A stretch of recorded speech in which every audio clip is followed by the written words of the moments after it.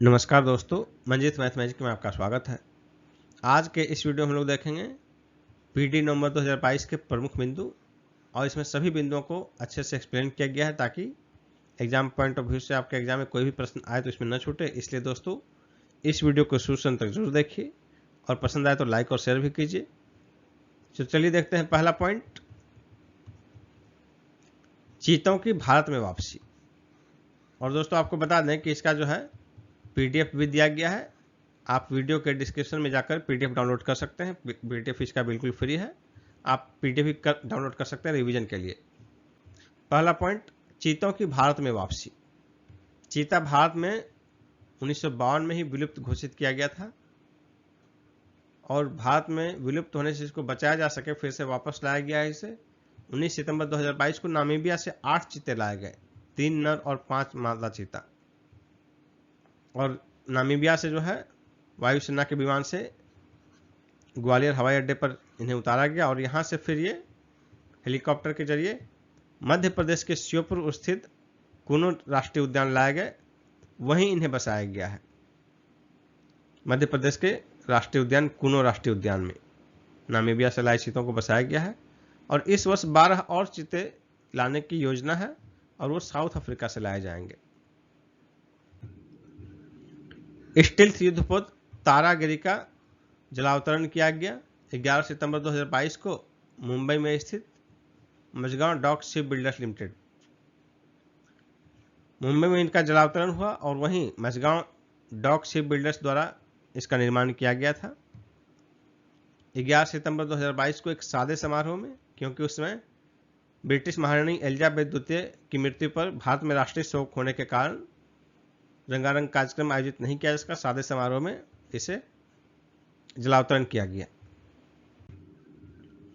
पोतपत्तन परिवहन एवं जल मार्ग मंत्रालय द्वारा संस्कृति मंत्रालय के सहयोग से गुजरात के लोथल में राष्ट्रीय समुद्री विरासत परिसर की स्थापना की जा रही है। डीआरडीओ द्वारा सेना के साथ मिलकर सतह से आकाश में मार करने वाली मिसाइल QRSAM का सफल परीक्षण 8 सितंबर 2022 को ओडिशा के चांदीपुर स्थित इंटीग्रेटेड टेस्टिंग रेंज से किया गया। नेक्स्ट पॉइंट है, कोविड-19 का नाक से दिया जाने वाला पहला स्वदेशी टीका के आपातकालीन उपयोग को मंजूरी प्रदान की है औषधि महानियंत्रक ने। क्राइम इन इंडिया रिपोर्ट 2021 राष्ट्रीय अपराध रिकॉर्ड ब्यूरो द्वारा 30 अगस्त को जारी किया गया। इसके मुताबिक कुल संज्ञेय अपराध 2021 में हुए भारत में 60.9 लाख, जो कि 2020 में थे 66.01 लाख, यानी कि कुल संज्ञेय अपराध में 2020 की अपेक्षा 2021 में कमी आई है। कुल हत्या के मामले 2021 में रहे 29,272, जबकि उसके पहले वर्ष 2020 में थे 29,193, यानी कि मात्र 79 की कमी आई है।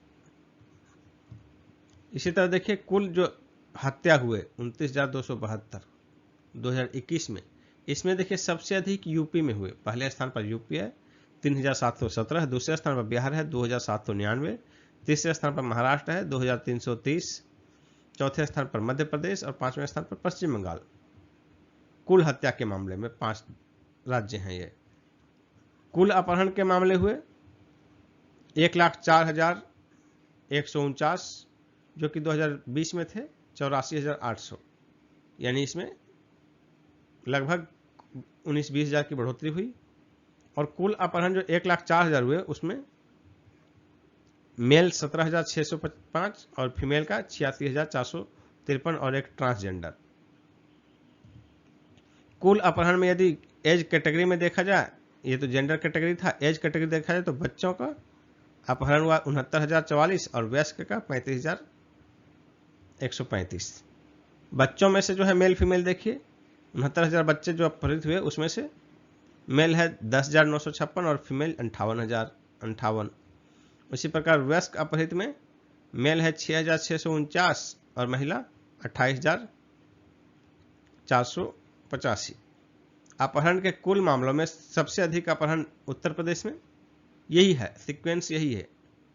सबसे अधिक हत्याएं जिस क्रम में हुई हैं उसी क्रम में सबसे अधिक अपहरण की भी घटनाएं हुई हैं। पश्चिम बंगाल, फिर दूसरे स्थान पर बिहार, तीसरे स्थान पर महाराष्ट्र, चौथे स्थान पर मध्य प्रदेश और पांचवें स्थान पर पश्चिम बंगाल। 36वां राष्ट्रीय खेल 2022 29 सितंबर से गुजरात में प्रारंभ हुआ। गुजरात के 6 शहरों में इसका आयोजन किया जा रहा है। अहमदाबाद, गांधीनगर, बड़ौदा, राजकोट, सूरत और भावनगर, इन 6 जगह ये आयोजित किए गए। पहले यह 2016 में गोवा में आयोजित होना था, लेकिन विभिन्न कारणों से टलता गया। बाद में फिर 2 साल तो कोविड-19 के कारण टला। 36वां से पहले 35वां जो है 2015 में आयोजित किया गया था, तो 36वां को 2016 में ही होना था। ये 36वां 29 सितंबर से 10 अक्टूबर के बीच गुजरात के 6 शहरों में संपन्न हुआ। इसमें 36 खेल शामिल थे। 36वां है, इसमें 36 खेल शामिल थे। इसका गीत है जुड़ेगा इंडिया, जुड़ेगा इंडिया। इसका शुभंकर सावज है, जो कि एक एशियाई शेर है। 4 से 8 सितंबर 2022 की नेपाल यात्रा के दौरान भारतीय थल सेना प्रमुख जनरल मनोज पांडे को नेपाली सेनाध्यक्ष की मानद रैंक दी गई। भारत और नेपाल जो है एक दूसरे के थल सेनाध्यक्ष को जो है अपने यहाँ सेनाध्यक्ष का भी मानद रैंक देते हैं। यह परंपरा रही है। इसी परंपरा के तहत भारतीय थल सेना प्रमुख जनरल मनोज पांडे को नेपाली सेनाध्यक्ष का मानद रैंक दिया गया। पीएम श्री स्कूल योजना, पीएम श्री योजना अगर इतना भी नाम रहे तो समझिए कि स्कूल से संबंधित योजना है, शिक्षा से संबंधित है। यहाँ श्री का फुल फॉर्म है school for rising India, Shri SRI या SHRI।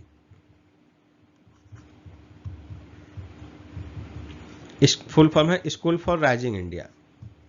विद्यालयी शिक्षा प्रणाली के उन्नयन के उद्देश्य से 5 सितंबर 2022 को शिक्षक दिवस के अवसर पर प्रधानमंत्री मोदी जी द्वारा घोषित किया गया यह योजना।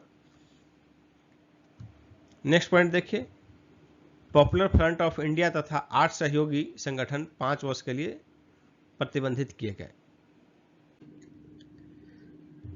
लिज ट्रस ब्रिटेन की तीसरी महिला प्रधानमंत्री बनी 6 सितंबर 2022 को। ये कंजर्वेटिव पार्टी से हैं और इसके पहले जो था उसमें 18 महीने लगातार ये विदेश मंत्री रही थी। नए चुनाव में जो है भारतीय मूल के ऋषि सुनक को उन्होंने हराया और पिछले 18 महीने के विदेश मंत्री के कार्यकाल के दौरान 3 बार यह भारत की राजकीय यात्रा पर आई। महारानी एलिजाबेथ द्वितीय 8 सितंबर 2022 को इनका निधन हो गया। 96 वर्ष की आयु में ब्रिटेन की महारानी थी। इसके बाद जो है प्रिंस ऑफ वेल्स चार्ल्स तृतीय ये महाराजा बने हैं और इनकी पत्नी जो है कैमिला पार्कर महारानी बनी है 10 सितंबर 2022 को। ब्रिटेन के नए सम्राट चार्ल्स तृतीय ये पहले थे प्रिंस ऑफ वेल्स। महारानी एलिजाबेथ के ये ज्येष्ठ पुत्र हैं और इनके ज्येष्ठ पुत्र को जो है अब प्रिंस ऑफ वेल्स घोषित किया गया है। ब्रिटेन की महारानी एलिजाबेथ द्वितीय जो है ये अब तक इतिहास में दूसरा सर्वाधिक कार्यकाल रहा है इनका महाराजा महारानी के रूप में। इसके पहले पहला जो है सबसे अधिक कार्यकाल फ्रांस के शासक लुई 14वें का है, दूसरा इन्हीं का है। मानव विकास सूचकांक 2021 UNDP द्वारा जारी किया गया 8 सितंबर 2022 को। मानव विकास सूचकांक इसमें शीर्ष पर सबसे अधिक रहा सूचकांक मान 0.962 स्विट्जरलैंड का, दूसरे स्थान पर रहा नॉर्वे, तीसरे स्थान पर आइसलैंड। अंतिम 191वां स्थान दक्षिणी सूडान का रहा, उससे जस्ट एक ऊपर चाड और उससे एक ऊपर नाइजर। तो आपको ध्यान में मेनली ये रखना है, बाकी ये पहले 3 तो रखना ही है। उसके बाद भारत की स्थिति देखिए, कुल 191 देश, अंतिम स्थान दक्षिणी सूडान का है। 191 देश में भारत की रैंकिंग है 132, जबकि पिछली बार मानव विकास सूचकांक 2020 में भारत की रैंकिंग 131 थी, वहां 189 देशों में। और भारत का सूचकांक मान जो है 0.633 अंक है और ये मध्यम मानव विकास की श्रेणी में आता है। भारत में कहा गया है कि जो रैंकिंग में घटोतरी हुई है, देखिए 131 से 132 चला गया, पिछड़ गया एक रैंक। देशों की संख्या भी 2 बढ़ा है। इसमें कहा जा रहा है कि भारत का रैंक पिछड़ने का मुख्य कारण है जन्म के समय जीवन प्रत्याशा में कमी आना। जन्म के समय जीवन प्रत्याशा जो है इस बार 67.2 वर्ष है, जबकि पिछली बार 69.7 वर्ष था। यानी वर्तमान में जो है 67.2 वर्ष इस सूचकांक के हिसाब से भारत में जन्म के समय जीवन प्रत्याशा है। भारत जापान 2+2 मंत्रिस्तरीय स्तरीय वार्ता 8 सितंबर 2022 को टोक्यो में संपन्न हुई और ये जापान के साथ दूसरी बार वार्ता हुई। पहली बार जो है 30 नवंबर 2019 को नई दिल्ली में संपन्न हुई थी और 2+2 वार्ता जो है ये भारत का कुछ खास ही देशों के साथ है और कुल 4 देश मात्र हैं जिनके साथ भारत ने 2+2 वार्ता किया है। वो 4 देश हैं अमेरिका, जापान, ऑस्ट्रेलिया और रूस। और जापान के साथ दूसरी बार है और इस वार्ता में जो है मंत्री स्तरीय वार्ता थी। रक्षा मंत्री राजनाथ सिंह और विदेश मंत्री एस जयशंकर भारत की ओर से इस वार्ता में हिस्सा लिए। कजाकिस्तान की राजधानी का नाम पुनः बदला। पहले इसका नाम अस्ताना था। मार्च 2019 में इसका नाम बदलकर कर दिया गया नूर सुल्तान। वहां के शासक नूर सुल्तान नजरबायव के नाम पर इसका नाम कर दिया गया नूर सुल्तान और सितंबर 2022 में फिर से इसका नाम अस्ताना कर दिया गया है। और सितंबर 2022 में जो प्रस्ताव पारित हुआ उसमें राजधानी का नाम बदलने के साथ साथ एक और प्रस्ताव था कि राष्ट्रपति का कार्यकाल 5 वर्ष से बढ़ाकर 7 वर्ष किया गया और साथ ही अब कोई भी व्यक्ति राष्ट्रपति के लिए जो है दूसरे कार्यकाल के लिए निर्वाचन में भाग नहीं ले सकता है। अमेरिका ने अफगानिस्तान का गैर नाटो प्रमुख मित्र राष्ट्र का दर्जा समाप्त किया 23 सितंबर 2022 को। 2012 में अमेरिका ने अफगानिस्तान को गैर नाटो प्रमुख मित्र का दर्जा दिया था और इस दर्जा के साथ ही उसको बहुत सुविधाएं प्रदान की जाती थी। अब वो वापस ले लिया गया है। संघाई सहयोग संगठन का 22वां शिखर सम्मेलन उज्बेकिस्तान की राजधानी समरकंद में संपन्न हुआ 15-16 सितंबर 2022 को और अगली जो है 23वां शिखर सम्मेलन जो है भारत में प्रस्तावित है। संघाई सहयोग संगठन का 23वां शिखर सम्मेलन 2023 में भारत में प्रस्तावित है। प्रधानमंत्री मोदी जी की जापान यात्रा 27 सितंबर 2022 को संपन्न हुई और ये किस लिए हुई? जापान के पूर्व दिवंगत प्रधानमंत्री शिंजो अबे, जिनका कि भारत के साथ बहुत अच्छा संबंध था, उनके राजकीय अंतिम संस्कार में भाग लेने के लिए प्रधानमंत्री मोदी जी जापान गए थे। शिंजो अबे की 8 जुलाई 2022 को गोली मारकर हत्या कर दी गई थी। उनका राजकीय सम्मान 27 सितंबर 2022 को हुआ अंतिम संस्कार और माना जा रहा है कि विश्व में अब तक के सबसे महंगे अंतिम संस्कारों में से यह एक है, जिसमें लगभग 1.8 अरब येन, जापान की मुद्रा येन है, तो 1.8 अरब येन का खर्च हुआ इसमें।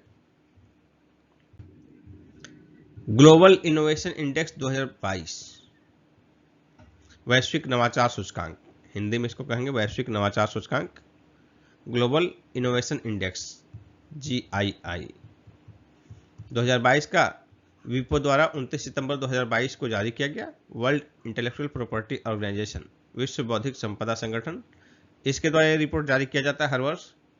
तो 2022 का जो है 29 सितंबर 2022 को जारी किया गया। इसमें देखिए शीर्ष पर रहा स्विट्जरलैंड, दूसरे स्थान पर अमेरिका, तीसरे स्थान पर स्वीडन और चौथे स्थान पर ब्रिटेन रहा और अंतिम 132वां स्थान गुनिया का रहा। उसके बाद इराक, फिर बुरुंडी, फिर मॉरिटानिया और भारत का देखिए 2022 में 40वां स्थान रहा। कुछ पिछला भी देख लेते हैं, 2021 में 46वां, यानी कि 6 स्थान का सुधार हुआ है। भारत का रैंकिंग में 6 रैंक का सुधार हुआ है और पिछला थोड़ा सा ट्रेंड देखना है, ये इसको रटना नहीं है लेकिन ध्यान में रखना है कि देखिए 2016 में 66वां था, घटा 60 आया, फिर घटा 57 आया, फिर घटा 52 आया, फिर घटा 48 आया, फिर घटा 46 आया, फिर घटा 40 आया। यानी कि नवाचार सूचकांक में भारत में जो है पिछले कई वर्षों से, इसके पहले 2015 में भी इससे कम ही था, उसमें 50 से कम था, तो लगातार सुधार हो रहा है।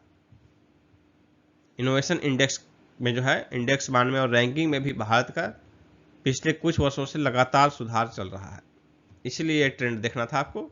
बाकी लेटेस्ट याद रखना भारत का 40वां, और पिछले बार की अपेक्षा क्या स्थिति है, 6 अंक का फायदा हुआ है, 6 स्थान का फायदा हुआ है, ये याद रखना है। 2021-22 के अंत तक भारत पर विदेशी ऋण, इसका आंकड़ा जो है 5 सितंबर 2022 को वित्त मंत्रालय द्वारा जारी किया गया। तो 2021-22 का वित्तीय वर्ष जो है 21 के अप्रैल से शुरू होकर 22 के मार्च तक समाप्त होगा। तो 22 के मार्च तक जो है 2022 के मार्च तक, यानी कि मार्च अंत 31 मार्च तक भारत पर कुल विदेशी ऋण 620.7 बिलियन डॉलर, यानी कि 620.7 अरब डॉलर, बिलियन अरब के पैरेलल हुआ, तो 620.7 अरब डॉलर था। जबकि इसी समय पिछले वर्ष यानी कि मार्च 2021 में था 573.7 अरब डॉलर, यानी कि 8.2% की वृद्धि हुई है पिछले एक वर्ष में। और ये ऋण जो है 620 बिलियन डॉलर जो है, ये जीडीपी का 19.9% है। इस ऋण में जो है 53.2% डॉलर के रूप में है, 31.2% रुपया के रूप में है, बाकी अन्य देशों की मुद्राओं के रूप में। इस ऋण में देखिए दीर्घकालीन ऋण का हिस्सा है 80.4%, शेष जो है 19.6% अल्पकालीन ऋण के रूप में है। कुल विदेशी ऋण की तुलना में आरक्षित मुद्रा कोष भारत का है 97.8%। ये जो कुल विदेशी ऋण है इसकी तुलना में आरक्षित मुद्रा कोष है हमारा 97.8%। 2021 के अंत तक सर्वाधिक विदेशी ऋण वाले देश देखते हैं कौन कौन से हैं। तो 2021 के अंत तक, यानी कि दिसंबर 2021, 31 दिसंबर 2021 के बाद जो है कुल विदेशी ऋण देखिए, वैश्विक स्तर पर कुल विदेशी ऋण सभी देशों का लीजिएगा तो 95,030 अरब डॉलर है, बिलियन डॉलर। उसी में देखिए सबसे अधिक है अमेरिका का, 95,000 में से 23,000 अमेरिका का है। सबसे अधिक कर्ज अमेरिका पर है 23,371 बिलियन डॉलर। दूसरे स्थान पर है ब्रिटेन 9,867 बिलियन डॉलर। तीसरे स्थान पर फ्रांस है 7,252 बिलियन डॉलर। चौथे स्थान पर जर्मनी, पांचवें स्थान पर जापान। इसी प्रकार भारत का 615 बिलियन डॉलर था। दिसंबर 2021 तक भारत पर विदेशी ऋण था 615 बिलियन डॉलर, और वैश्विक स्तर पर सर्वाधिक ऋण वाले देशों में जो है 23वें स्थान पर भारत रहा इसमें। और देखिए उभरते बाजार तथा विकासशील अर्थव्यवस्था वाले देशों में जो है सबसे अधिक चीन का है। चीन पर है विदेशी ऋण 2,747 बिलियन डॉलर। दूसरे स्थान पर ब्राजील, तीसरे स्थान पर भारत, चौथे स्थान पर मैक्सिको। यानी वैश्विक स्तर पर भारत की रैंकिंग है 23वां विदेशी ऋण में। और विकासशील और उभरते अर्थव्यवस्था में भी देखिएगा तो भारत तीसरे स्थान पर है। भारत से अधिक ऋण वाले विकासशील देश हैं चीन, Brazil. India tourism statistics report 2022, tourism से संबंधित आंकड़े देखिए, इस रिपोर्ट में प्रकाशित किया गया। 27 सितंबर 2022 को ये पर्यटन मंत्रालय द्वारा जारी किया गया, विश्व पर्यटन दिवस के अवसर पर। इसमें देखिए पर्यटन से संबंधित आंकड़ा दिया गया है कि भारत आने वाले विदेशी पर्यटक 2019 में 109.3 लाख थे, यानी कि 1,09,00,000। और ये घटकर देखिए कोरोना आया 20 के शुरू में, 20 में देखिए लॉकडाउन लगा 27 लाख हो गया, 27.45 लाख। 21 में और कम हो गया 15.2 लाख। ये भारत आने वाले विदेशी पर्यटक थे, इनकी संख्या इतनी रही। अब इन पर्यटकों में 2021 में जो है 15.2 लाख, इसमें सबसे अधिक अमेरिका के 4.3 लाख। दूसरे स्थान पर बांग्लादेश 2.4 लाख। उसके बाद तीसरे स्थान पर है ब्रिटेन 1.64 लाख। अब आप सोचिएगा कि बांग्लादेश का पर्यटक भारत क्यों आ रहा है, तो इसमें मेनली है स्वास्थ्य पर्यटन, हेल्थ टूरिज्म। आप जब सीएमसी वेल्लोर जाएंगे तो वहां देखिएगा कि 75% जो है पेशेंट बंगाली है, और ये बंगाली का मतलब पश्चिम बंगाल और बांग्लादेश दोनों। बहुत ज़्यादा मात्रा में जो है यहाँ के लोग जाते हैं, कलकत्ता भी आते हैं और वेल्लोर भी जाते हैं। तो वहां से बांग्लादेश का कोई भी आदमी भारत आया तो वो पर्यटक के रूप में गिनती हो रहा है। पर्यटन का उद्देश्य जो हो, किस काम से आ रहे हैं, पढ़ने के लिए आ रहे हैं कि घूमने के लिए आ रहे हैं कि स्वास्थ्य के लिए आ रहे हैं, हर क्षेत्र आपका पर्यटन के क्षेत्र में गिनती में आता है। 2021 में भारतीयों द्वारा विदेश यात्रा सबसे अधिक भारतीय गए यूएई संयुक्त अरब अमीरात, दूसरे स्थान पर अमेरिका, तीसरे स्थान पर है कतर, चौथे स्थान पर ओमान और पांचवें स्थान पर ब्रिटेन। यानी कि भारतीय लोग जो 2021 में विदेश गए तो सबसे अधिक गए संयुक्त अरब अमीरात। और ये देखिए कितने भारतीय विदेश गए 2021 में, 85.5 लाख, जो कि इसके पहले 2020 में था 73 लाख था। और 2019 में यानी कि कोरोना से पहले 2.69 करोड़, यानी कि कोरोना के बाद देखिए कितनी कमी आई है, 269 लाख है, यहाँ 73 लाख मात्र। पर्यटन से विदेशी मुद्रा का अर्जन 2021 में हुआ $8.8 बिलियन। उसके पिछले वर्ष 2020 में यह कम था $6.96 बिलियन, लेकिन कोरोना से पहले 2019 में देखिए $30.1 बिलियन, $30.1 बिलियन पर्यटन से विदेशी मुद्रा अर्जित हुई भारत को। एक और इसमें बिंदु है, वैश्विक travel and tourism development index 2021 में भारत 54वें स्थान पर है। भारत की रैंकिंग है 54th। विदेश व्यापार नीति 2015-20 की अवधि में 6 माह की पुनः वृद्धि की गई और अब ये मार्च 2023 तक लागू रहेगा। नेक्स्ट पॉइंट है प्रधानमंत्री गरीब कल्याण अन्न योजना, जो कि कोरोना के समय चलाया गया था, उसमें 3 माह की वृद्धि पुनः की गई है।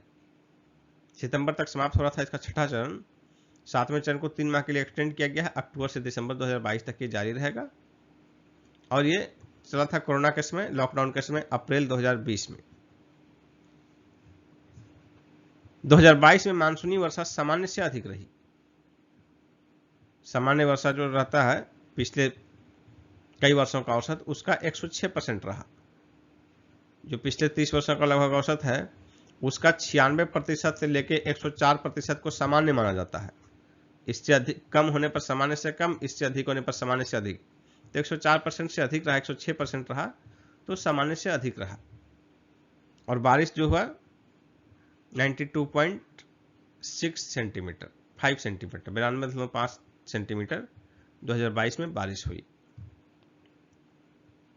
आर्थिक संकट के दौर से गुजर रहे श्रीलंका में सितंबर 2022 में मुद्रास्फीति की दर 70% पर पहुंची। बहुत ही खराब दौर से गुजर रहा है आर्थिक और राजनीतिक दोनों दृष्टिकोण से हमारा पड़ोसी देश श्रीलंका। नई राष्ट्रीय लॉजिस्टिक नीति में लॉजिस्टिक लागतों को 1 अंकीय करने का लक्ष्य रखा गया है। 1 अंक यानी कि सिंगल अंक लिखा, 1, 2 से लेकर 9 तक, ये हुआ 1 अंक का। देखिए जीडीपी का 13 से 14% चल रहा है। लॉजिस्टिक लागत जो है ये वर्तमान में 13 से 14% तक चल रहा है। 17 सितंबर 2022 को घोषणा की गई है कि इसे जो है 1 अंक है यानी कि 10% से कम करने का, 9% या उससे भी कम करने का लक्ष्य रखा गया है चरणबद्ध तरीके से। लॉजिस्टिक लागतों को चरणबद्ध तरीके से घटाते हुए 2030 तक देश के लॉजिस्टिक परफॉर्मेंस इंडेक्स को विश्व के शीर्ष 25 देशों में लाने का प्रयास किया जाएगा। ये टारगेट है 2030 तक।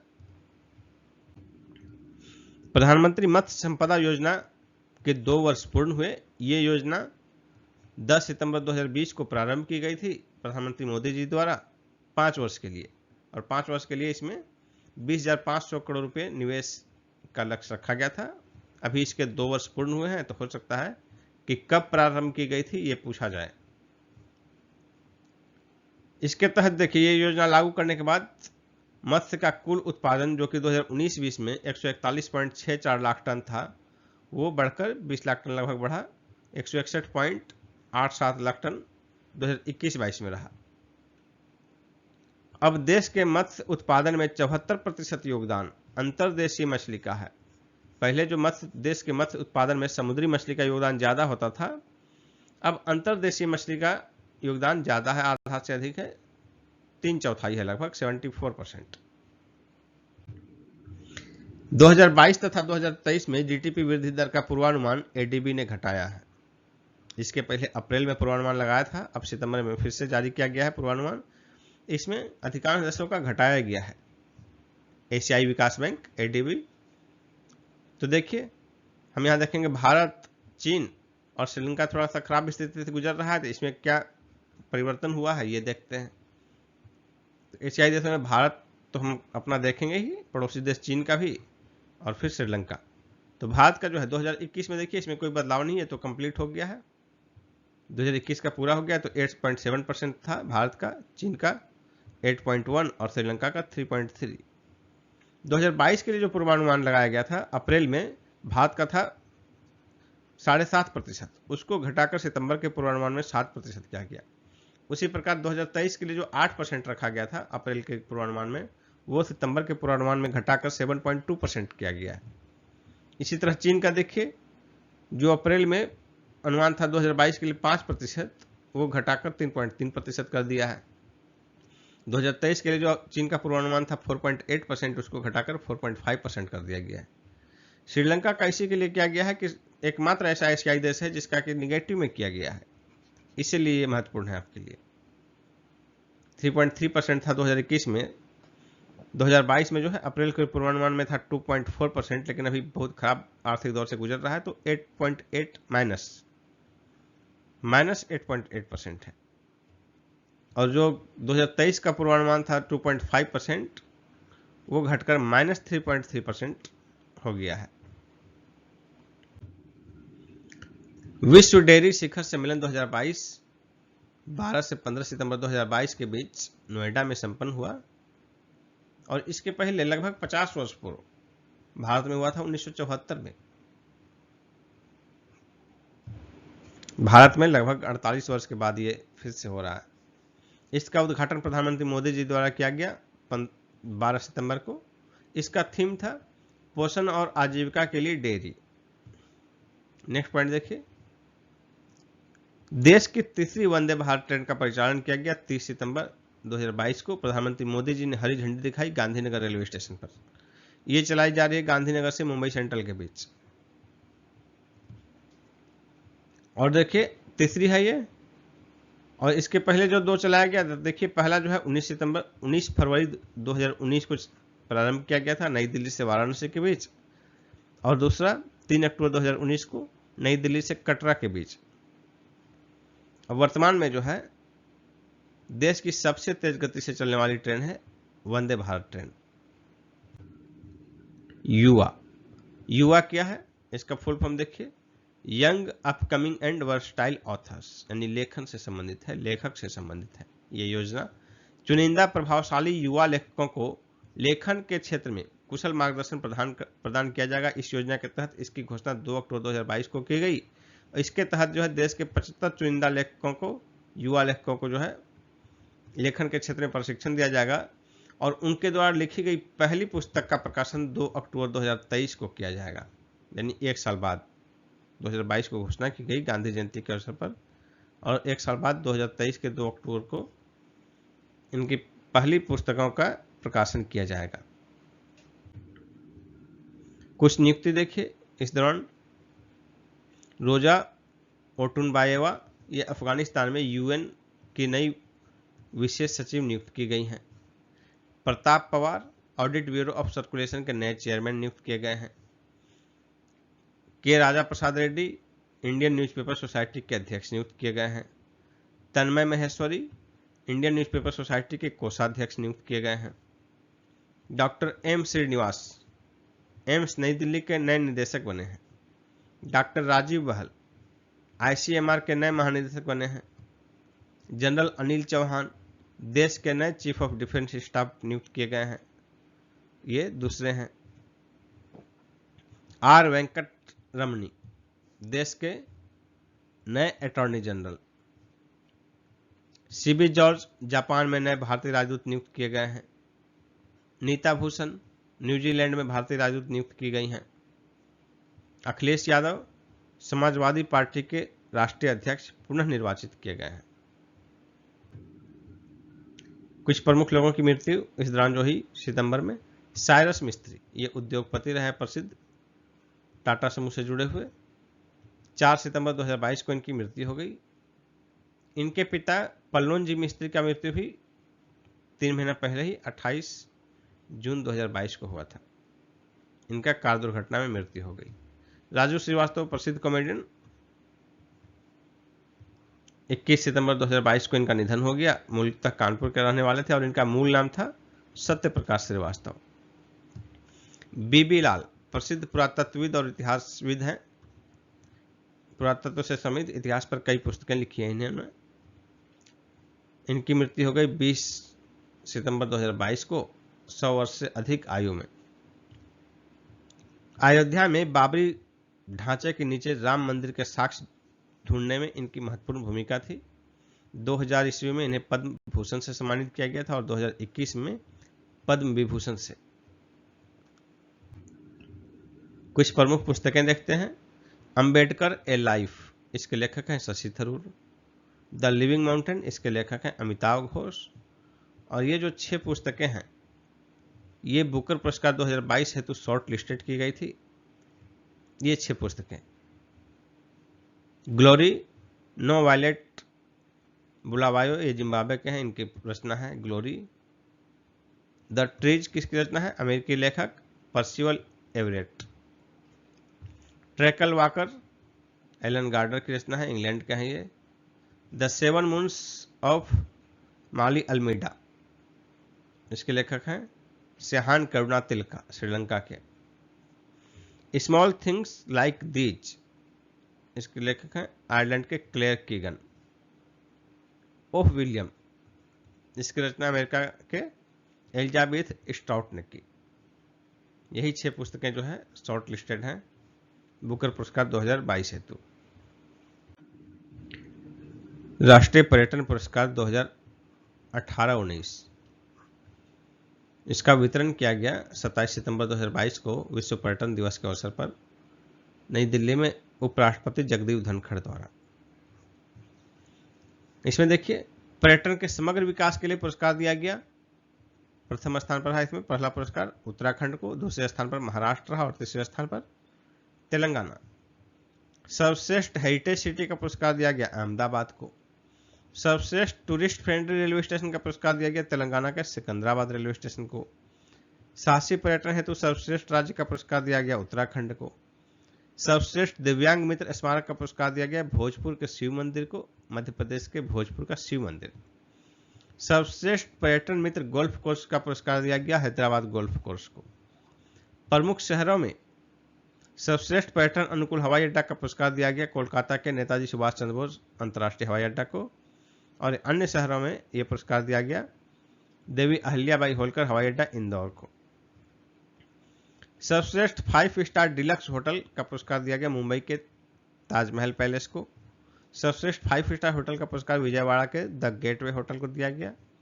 सर्वश्रेष्ठ 4 स्टार होटल का पुरस्कार दिया गया कोट्टयम के ताज कुमारकम को। और सर्वश्रेष्ठ पर्यावरण मित्र होटल का पुरस्कार दिया गया जयपुर के आईटीसी राजपूताना होटल को। अखिल भारतीय फुटबॉल महासंघ का 2021-22 का पुरस्कार की घोषणा अगस्त 2022 में की गई थी। सर्वश्रेष्ठ पुरुष खिलाड़ी का पुरस्कार दिया गया सुनील छेत्री को और ये 7वीं बार इन्हें यह पुरस्कार से सम्मानित किया गया। सर्वश्रेष्ठ महिला खिलाड़ी मनीषा कल्याण। सर्वश्रेष्ठ उदयमान खिलाड़ी पुरुष में विक्रम प्रताप सिंह और सर्वश्रेष्ठ उदयमान महिला खिलाड़ी मार्टिना थॉकचोम। प्राइम टाइम एमी पुरस्कार 2022 74वां एमी पुरस्कार 2022, इसका वितरण 12 सितंबर 2022 को लॉस एंजल्स में किया गया।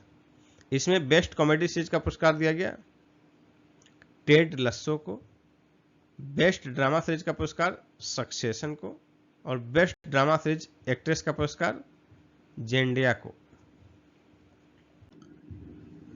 मध्य प्रदेश का लता मंगेशकर पुरस्कार, मध्य प्रदेश शासन का लता मंगेशकर पुरस्कार 2021 दिया गया कुमार सानू को। 28 सितंबर 2022 को इंदौर में आयोजित एक कार्यक्रम में इसका वितरण किया गया और कोरोना के कारण 2019-20 का जो है घोषणा हो चुका था लेकिन प्रदान नहीं किया गया था। इसी समारोह में 2019-20 वाले पुरस्कार भी प्रदान किए गए। 2019 का प्रदान किया गया शैलेंद्र सिंह को और 2020 का आनंद मिलिंद की जोड़ी को। महाराष्ट्र शासन का लता मंगेशकर पुरस्कार 2021-22 ये प्रदान किया गया प्रसिद्ध बांसुरी वादक पंडित हरिप्रसाद चौरसिया को।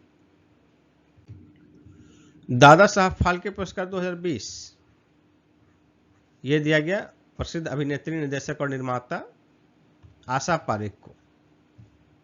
68वां फिल्म पुरस्कार का वितरण किया गया नई दिल्ली में 30 सितंबर 2022 को। इसकी घोषणा 22 जुलाई 2022 को ही की गई थी और सितंबर के पीडी में हम लोग डिटेल देखें कि कौन सा पुरस्कार किसे प्रदान किया गया। साहित्य अकादमी युवा पुरस्कार 2022 ये कुल 24 भाषाओं में दिया जाता है। 8वीं अनुसूची की शामिल 22 भाषाओं को, इसके अतिरिक्त अंग्रेजी और राजस्थानी में 24 भाषाओं में से 23 भाषाओं में घोषणा की गई। मराठी के लिए इसकी घोषणा बाद में की जाएगी। हिंदी के लिए दिया गया उपन्यास प्रमेय के लिए भगवंत अनमोल को। अंग्रेजी का दिया गया साहित्य अकादमी युवा पुरस्कार 2022 टेल्स ऑफ हजारीबाग संस्मरण के लिए मिहिर वत्स को।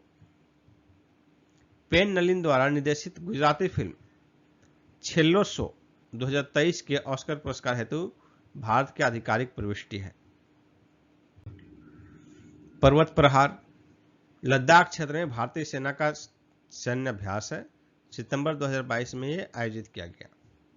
ककाडू 2022 ये बहुराष्ट्रीय नौसैनिक अभ्यास है जो कि 12 से 22 सितंबर के बीच आयोजित किया गया ऑस्ट्रेलियाई नौसेना की मेजबानी में डार्विन तट पर।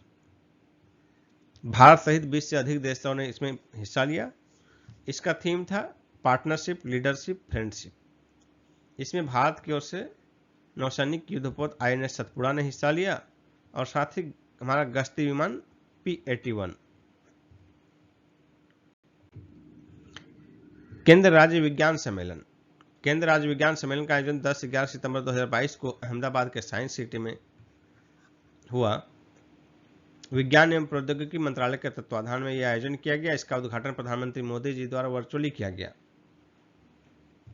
नेक्स्ट पॉइंट देखिए, 17-18 सितंबर 2022 को द्वीपीय राष्ट्र ताइवान में भीषण भूकंप आया जिसके कारण यहां भारी तबाही हुई।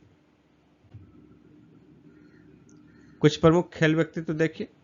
नीरज चोपड़ा डायमंड लीग में जेवलिन थ्रो में स्वर्ण पदक जीता इन्होंने। ज्यूरिख में संपन्न हुआ ये 88.44 मीटर भाला फेंककर इन्होंने स्वर्ण पदक जीता। इलीड किपचोगे 48वें बर्लिन मैराथन में नया विश्व रिकॉर्ड इन्होंने बनाया और अपना पिछला ही रिकॉर्ड में इन्होंने सुधार किया। टिगिस्ट असेफा बर्लिन मैराथन 2022 में महिला वर्ग में स्वर्ण पदक जीता उन्होंने। पुरुष वर्ग में इलीड किपचोगे और महिला वर्ग में टिगिस्ट असेफा। प्रणव आनंद भारत के 76वें ग्रैंड मास्टर बने। ये बेंगलोर के हैं, 15 वर्षीय 76वें ग्रैंड मास्टर। कल्याण चौबे अखिल भारतीय फुटबॉल महासंघ के नए अध्यक्ष बने हैं। दिलीप तिर्की हॉकी इंडिया के नए अध्यक्ष बने हैं। दिलीप तिर्की।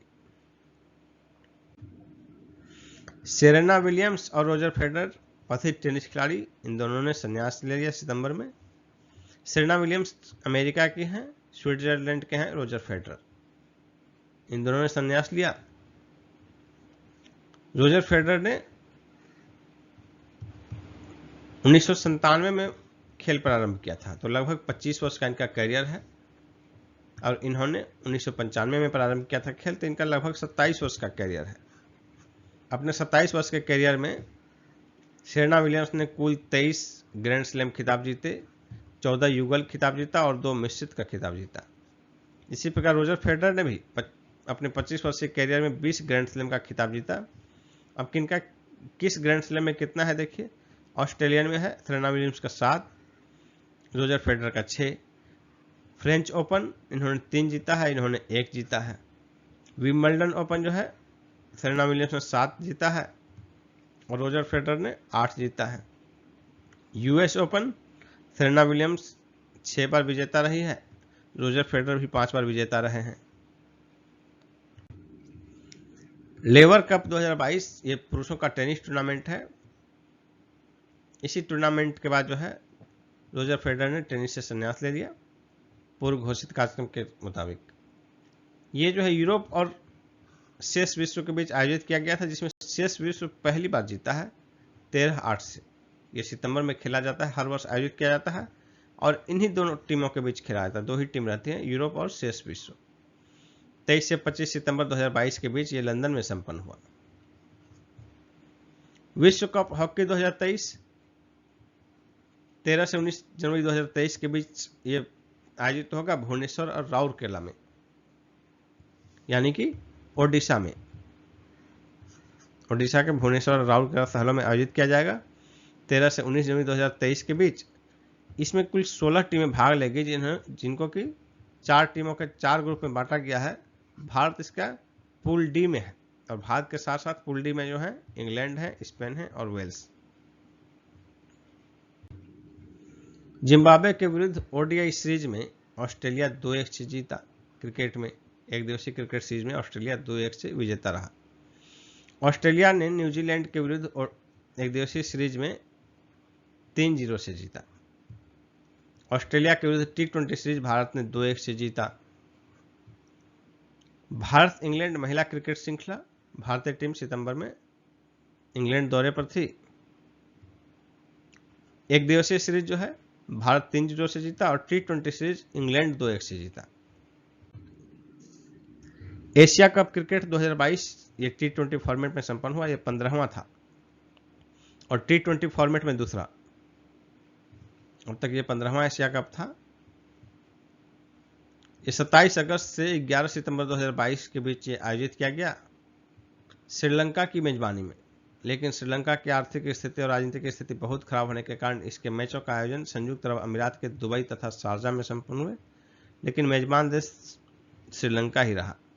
फाइनल मैच जो है इसमें कुल 6 टीमें भाग ली थी और श्रीलंका जीता। फाइनल में श्रीलंका ने पाकिस्तान को हराया और श्रीलंका 6ठी बार इसका विजेता रहा है। 15 बार में से 6ठी बार श्रीलंका विजेता रहा है और भारत भी 7 बार विजेता रह चुका है इसका। भारत इस बार तीसरे स्थान पर रहा, इंडिया का स्थान तीसरा रहा। पहले स्थान पर श्रीलंका, फाइनल में पाकिस्तान को हराया, दूसरे स्थान पर पाकिस्तान हो गया, तीसरे स्थान पर भारत। अगला जो है 16वां एशिया कप क्रिकेट 2023 में जो है पाकिस्तान में प्रस्तावित है। झूलन गोस्वामी भारतीय महिला क्रिकेटर, इन्होंने अंतर्राष्ट्रीय क्रिकेट से संन्यास लेने की घोषणा की 24 सितंबर 2022 को। अपने लंबे कैरियर में झूलन गोस्वामी ने 12 टेस्ट, 204 एक दिवसीय तथा 68 टी20 मैच खेले और इनका खास है कि अंतिम मैच इन्होंने एक दिवसीय मैच खेला इंग्लैंड के विरुद्ध और अपने तीनों प्रारूप टेस्ट, एक दिवसीय और टी20 तीनों मैचों का पदार्पण जो है इंग्लैंड के विरुद्ध किया था और अपना अंतिम मैच भी इंग्लैंड के विरुद्ध ही खेला इन्होंने। पश्चिम बंगाल के चकदाह कस्बे की रहने वाली हैं ये और तेज गेंदबाज होने के कारण इन्हें चकदाह एक्सप्रेस के नाम से भी पुकारा जाता है। 2007 में ICC women cricketer of the year रही। 2010 में अर्जुन पुरस्कार से सम्मानित किया गया था। 2012 में पद्मश्री से सम्मानित किया गया था इन्हें। दिलीप ट्रॉफी 2022-23 क्रिकेट का टूर्नामेंट है, ये 59वां था। 8 से 25 सितंबर 2022 के बीच ये तमिलनाडु और पुडुचेरी में आयोजित किया गया और ये नॉकआउट टूर्नामेंट था, यानी कि आप जो टीम हारी वो बाहर निकलते चल जाएगी, दूसरा मौका नहीं, यही नॉकआउट होता है। फाइनल मैच जो है पश्चिमी क्षेत्र और दक्षिणी क्षेत्र के बीच खेला गया। पश्चिमी क्षेत्र विजेता रहा और रिकॉर्ड 19वीं बार जीता पश्चिमी क्षेत्र। 59 में से 19 बार पश्चिमी क्षेत्र जीता है। इसके कप्तान थे अजिंक्य रहाणे पश्चिमी क्षेत्र के। जापान ओपन 2022 ये बैडमिंटन टूर्नामेंट 30 अगस्त से 4 सितंबर 2022 के बीच जापान के ओसाका में संपन्न हुआ और पुरुष एकल तथा महिला एकल दोनों ही खिताब जापानी खिलाड़ियों ने जीते। पुरुष एकल जापान के केंटा निशिमोतो और महिला एकल जापान के अकाने यामागुची ने जीता। डूरंट कप फुटबॉल का टूर्नामेंट है 131वां डूरंट कप 16 अगस्त से 18 सितंबर 2022 के बीच हमारे पूर्वी भारत में खेला गया। कोलकाता, गुवाहाटी और इम्फाल में इसके मैच आयोजित हुए और फाइनल मैच जो है बेंगलुरु एफसी और मुंबई सिटी के बीच खेला गया। बेंगलुरु एफसी इसमें विजेता रहा। अल्टीमेट खो खो 2022 ये पुणे में संपन्न हुआ खो खो का टूर्नामेंट। इसमें फाइनल में जो है ओडिशा जगरनॉट्स ने तेलुगु योद्धाज को हराकर ये टूर्नामेंट जीता। डेविस कप 2023 टेनिस का टूर्नामेंट है। इसके ग्रुप मैच में भारत ने जो है नॉर्वे से हार गया 3-1 से भारत, सितंबर में। चेन्नई ओपन 2022 टेनिस टूर्नामेंट महिला का है। ये 12 से 18 सितंबर 2022 के बीच ये संपन्न हुआ। इसका एकल का खिताब चेक गणराज्य के लिंडा फ्रुविर्तोवा ने जीता, पोलैंड के खिलाड़ी को हराकर। उसी तरह युगल का खिताब जो है महिला युगल, कनाडा और ब्राजील के खिलाड़ियों की जोड़ी ने रूस और जॉर्जिया के खिलाड़ी की जोड़ी को हराया। विश्व कुश्ती चैंपियनशिप 2022 ये 17वां आयोजन था इसका। भारत को इसमें 2 कांस्य पदक प्राप्त हुआ। ये 2 कांस्य पदक जीता बजरंग पुनिया ने 65 किलोग्राम वर्ग में और विनेश फोगाट ने 53 किलोग्राम वर्ग में। विश्व कुश्ती चैंपियनशिप का आयोजन 10 से 18 सितंबर 2022 के बीच सर्बिया के बेलग्रेड में संपन्न हुआ। इसमें विनेश फोगाट का ये दूसरा पदक था, जो इसमें कांस्य पदक जीता दूसरा पदक था, और विश्व चैंपियनशिप में 2 पदक जीतने वाली भारत की पहली महिला पहलवान है ये। उसी प्रकार बजरंग पुनिया ने जीता। बजरंग पुनिया का ये चौथा पदक था और विश्व चैंपियनशिप में 4 पदक जीतने वाले पहले पुरुष पहलवान बने। ये पहले भारतीय पुरुष पहलवान बजरंग पुनिया। अमेरिकी ओपन टेनिस टूर्नामेंट 2022 ये 2022 का अंतिम ग्रैंड स्लैम खिताब है। न्यूयॉर्क सिटी में 29 अगस्त से 11 सितंबर 2022 के बीच ये संपन्न हुआ। विजेता और उपविजेता की पूरी सूची आपके सामने है। इसको एक बार ओवरव्यू कीजिए। किसी भी जगह से इसमें प्रश्न बन सकते हैं। पुरुष एकल, महिला एकल, पुरुष युगल, महिला युगल और मिश्रित युगल। पुरुष एकल का खिताब स्पेन के कार्लोस अल्कारेज ने जीता, कैस्पर रूड को हराकर, नॉर्वे के कैस्पर रूड को हराकर। महिला एकल का खिताब पोलैंड के इगा स्विटेक ने जीता। इन्होंने हराया ट्यूनीशिया के खिलाड़ी को। इसी प्रकार पुरुष युगल का खिताब जीता अमेरिका के राजीव राम और ब्रिटेन के जोश सेलिसबरी ने। इसी प्रकार महिला युगल और मिश्रित युगल, इन सब का भी एक बार देख लीजिए।